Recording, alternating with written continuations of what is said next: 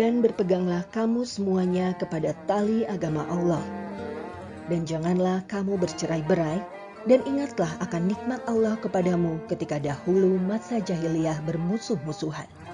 Maka Allah mempersatukan hatimu, lalu menjadilah kamu karena nikmat Allah orang-orang yang bersaudara. Quran Surat Ali Imran ayat 103. Allahu Akbar, Allahu Akbar.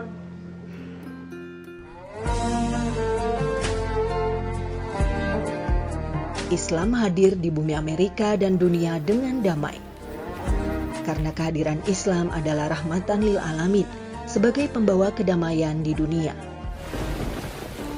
Sayangnya, sejak peristiwa teror 11 September 2001 yang dilakukan segelintir orang tak bertanggung jawab, kehadiran Islam di Amerika jadi disalahartikan. Imam Syamsi Ali berusaha untuk menghilangkan stereotip tentang Islam yang sudah terlanjur terbentuk di tengah masyarakat Amerika. And so, let me say this. When you talk about authority, the land of freedom, the land of religious freedom, the land where... Beliau diundang mendampingi Presiden Bush bersama pemimpin agama lainnya ketika berkunjung ke Ground Zero untuk pertama kalinya. Imam Syamsi Ali juga mewakili komunitas Muslim dalam acara doa nasional untuk Amerika di Yankee Stadium beberapa hari pasca 11 September 2001. Imam Syamsi Ali menjadi perwakilan umat dalam pertemuan ulama Amerika dalam merespon peristiwa 11 September. Usaha-usaha dialog agama yang beliau rintis sejak awal ketibaannya di negeri Paman Sam membuat ia dipercaya untuk mewakili komunitas Muslim dalam banyak perhelatan besar di Amerika. Imam Syamsi Ali menjadi representasi wajah Islam moderat oleh dunia barat. Kontribusinya pada dunia dalam hubungan antar agama mengantarkan Imam Syamsi Ali menjadi salah satu penerima penghargaan Ellis Island Honor Award sebagai penghargaan tertinggi non-militer yang diberikan kepada warga imigran di Amerika. Beliau juga terpilih sebagai salah satu dari 7 tokoh agama paling berpengaruh di kota New York oleh New York Magazine pada tahun 2006. Lalu pada tahun 2017, Syamsi Ali kembali terpilih sebagai satu dari 50 tokoh yang paling berpengaruh di kota New York. Imam Syamsi Ali kemudian mendirikan Nusantara Foundation pada tahun 2014 lalu.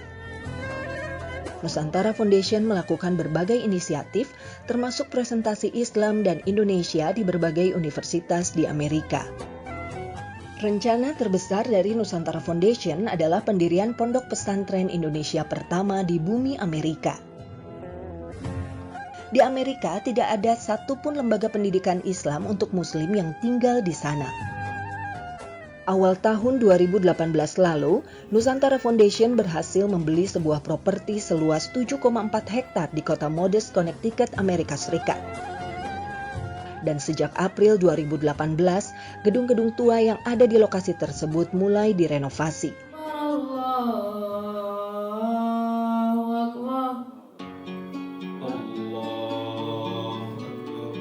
Saat ini lokasi pesantren telah dipergunakan untuk beberapa kegiatan komunitas Muslim, termasuk pelatihan kepemimpinan, pesantren tahfiz saat liburan musim panas, kegiatan olahraga, dan yang lainnya.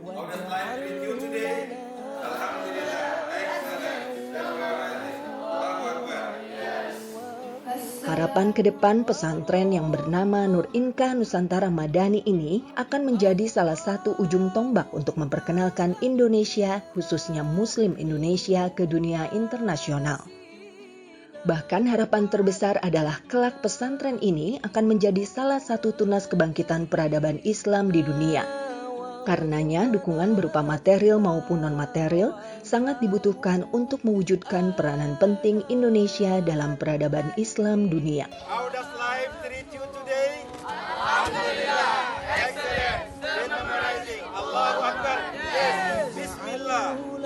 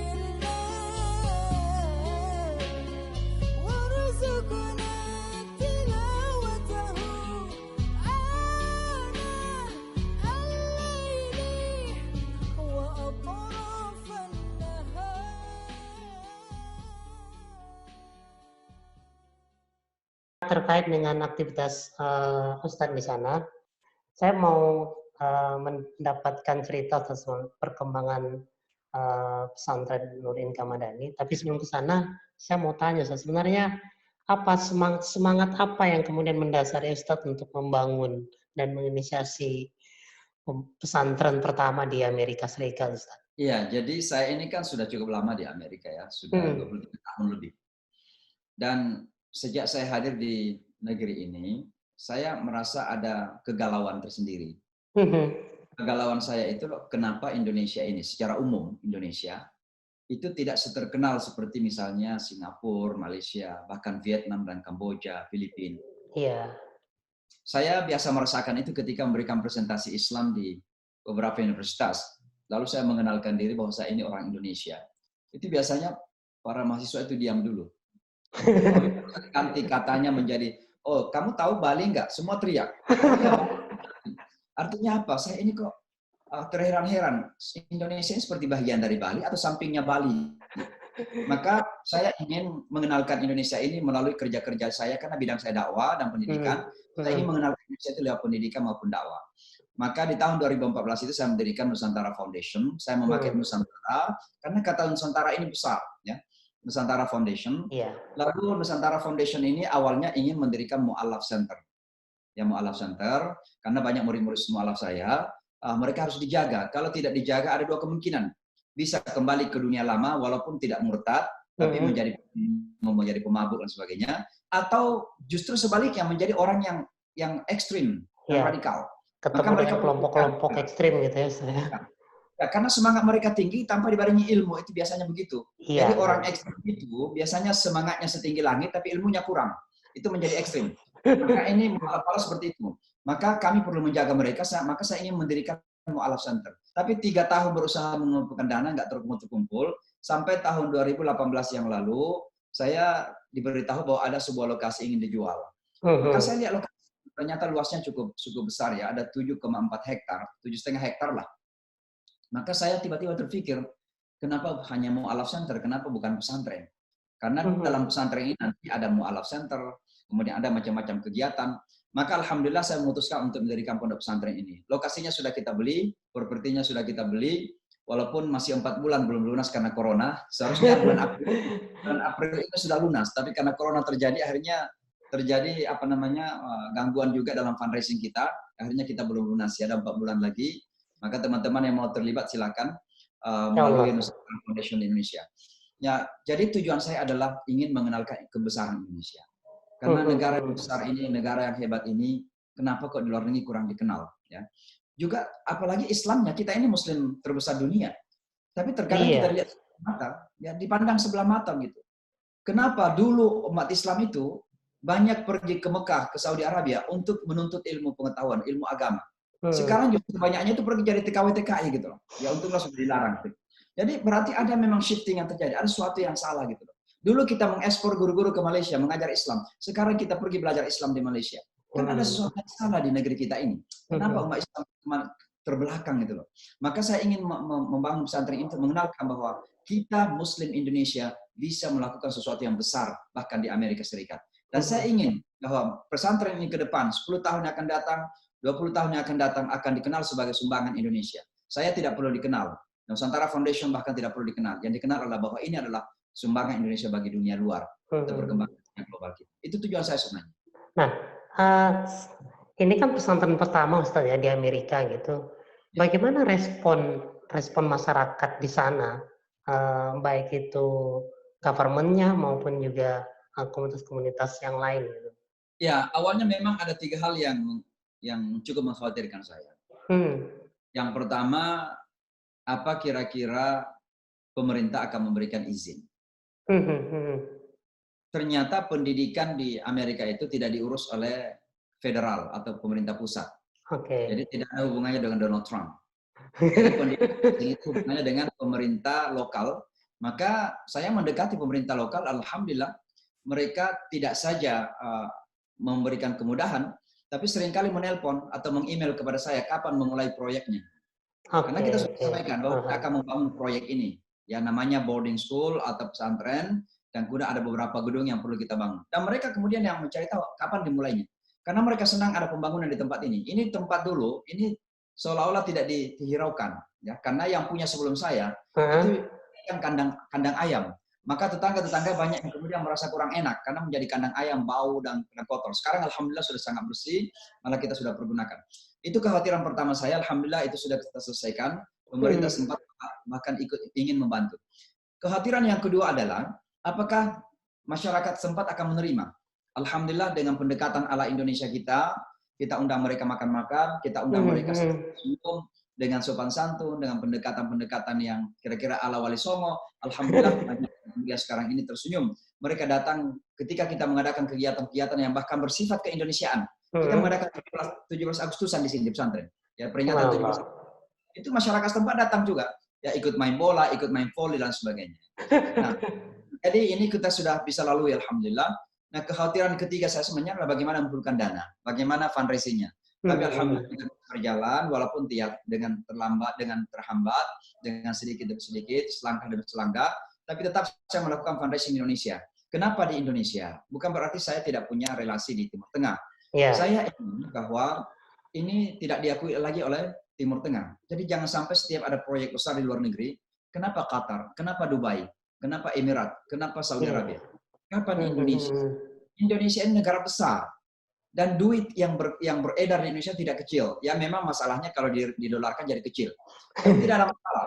Tidak masalah. Bagi kami adalah yang penting saya ingin ada sesuatu yang dicatat oleh sejarah bahwa ini adalah sumbangan Indonesia bagi perkembangan dakwah global kita.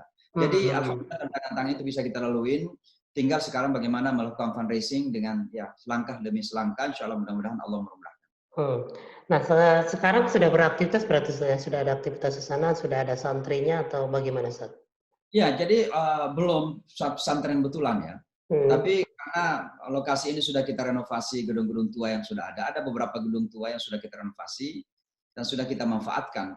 Kita sudah ada fasilitas olahraga misalnya dan yang daerah tanahnya ini luas, 7,5 hektar. Iya, luas sekali. Kita sudah ada beberapa kegiatan. Ada kegiatan kajian-kajian Islam, kemudian ada training kepemimpinan, kemudian ada musim panas ada tahfiz Al-Qur'an, ada perkemahan-perkemahan keluarga dan sebagainya. Jadi sudah dijadikan sebagai pesantren kira-kira karena pesantren itu bukan hanya sekolah. Sekolah itu hanya bagian dari pesantren. Pesantren itu artinya menghadirkan sebuah kampung Islam di sebuah tempat. Dan itu tujuan saya. Nah, makanya pesantren kita ini itu berada di tengah-tengah masyarakat non-muslim, hampir non-muslim nggak ada di sini, ya. Tapi dengan adanya pesantren ini berarti kita sudah berhasil menghadirkan perkampungan Islam di tengah-tengah kampung non-muslim, ya. Yang kita ingin buktikan kepada saudara-saudara kita di sekitar kita di sini yang non-muslim bahwa kita bukan bahaya kok, kita bukan ancaman. Justru kita di sini untuk bersama-sama membangun kampung ini agar kampung ini menjadi lebih baik.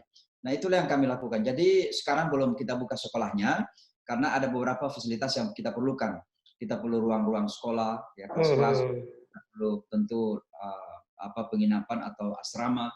Sementara sekarang ini penginapan ini sekarang saya dari pesantren, ini belum memadai untuk penginapan santri itu karena mereka akan tinggal 24 jam. Jadi ada beberapa fasilitas yang masih kami perlukan. Mudah-mudahan 2 tahun, 3 tahun yang akan datang sudah kita mulai. Nah, terkait dengan fundraising-nya sendiri, Ustaz, kan banyak orang bertanya juga, Ustaz.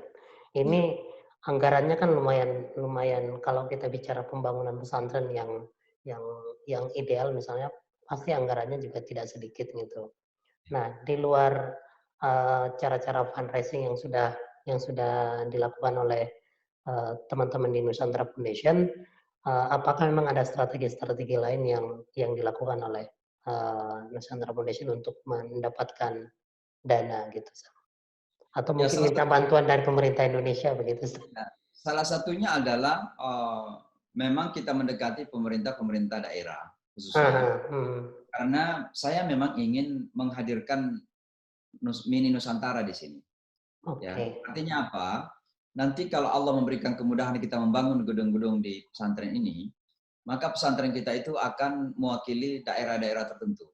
Jadi misalnya gedung sekolah, ya satu gedung sekolahnya, kemudian bagian luarnya itu nampak seperti gedung Minang misalnya. Kemudian lagi gedung asramanya, nampak misalnya di luarnya itu seperti gedung Balak Lompoa di Sulawesi Selatan, Ya. atau misalnya Rumah Jawa atau Rumah Sunda misalnya, itu memang kami mendekati pemerintah daerah. Nah, harapan kami memang kalau pemerintah sadar bahwa Indonesia ini perlu kita jual, perlu PR ya, public relations, dan tidak perlu memberikan uang itu kepada orang tertentu sampai miliaran dolar misalnya, mewakili suara Indonesia, maka pesantren ini bisa mewakili suara Indonesia luar negeri. Karena Indonesia itu negara Muslim terbesar, dan yang kita usung di sini adalah Islam yang rahmatan lil alamin, yang menggambarkan bahwa Islam di Indonesia adalah Islam yang berkemajuan, ya Islam yang damai, Islam yang tersenyum, Islam yang merangkul demokrasi, merangkul hak asasi manusia, merangkul kesetaraan gender misalnya. Nah, ini akan kita tampilkan di pesantren ini. Maka kalau Indonesia sadar bahwa pesantren ini bisa menjadi PR, saya yakin bahwa pemerintah ini harus ikut turun tangan membantu. Ya. Jadi selain mendekati pemerintah daerah juga sebenarnya pemerintah pusat bisa menjadikan pesantren ini sebagai PR. Ya, alhamdulillah hubungan kami dengan perwakilan pemerintah di Amerika sangat dekat.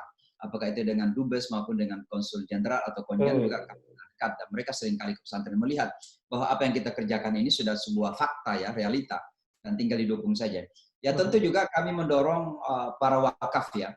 Misalnya ada organisasi tertentu di Indonesia yang punya dana dan ingin berwakaf di sini, silakan bangun gedung dan silakan namai gedung itu dengan namanya sendiri.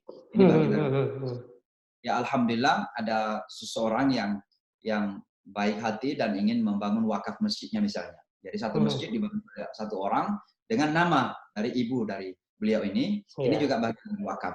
Jadi insya Allah saya optimis bahwa pesantren ini akan jadi, tinggal memang kita harus melangkah dengan program yang rapi, yang terarah, dan mudah-mudahan Allah memudahkan insya Allah. Baik Ustaz, terima kasih banyak. Mudah-mudahan pesantren Nurdin Kamadani bisa sesuai dengan rencana nanti dan bisa menghadirkan Islam yang rahmatan lil alamin di bumi Amerika.